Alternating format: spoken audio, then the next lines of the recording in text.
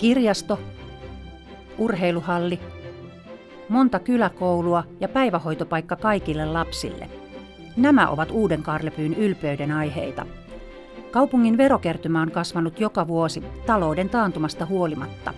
Tämän kaiken on tehnyt mahdolliseksi menestyvä turkiselinkeino. Suomessa on noin 950 turkistilaa. Valtaosa niistä sijaitsee Pohjanmaalla, jossa turkiselinkeino on merkittävä osa suomalaista maaseutua.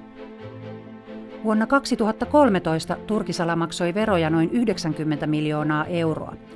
Uudessa Karlepyyssä tämä tarkoittaa sitä, että elinkeino rahoitti jokaisen kuntalaisen palveluja 700 eurolla.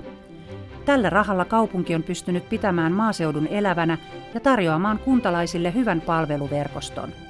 Kaupungilla on varaa esimerkiksi rakentaa uusi kirjasto, joka palvelee koko seutukuntaa. Suorien vaikutusten lisäksi turkiselinkeino takaa töitä monille alihankkijoille ja palveluyrityksille. Turkistuotannon merkitys ei rajoitu vain Pohjanmaalle.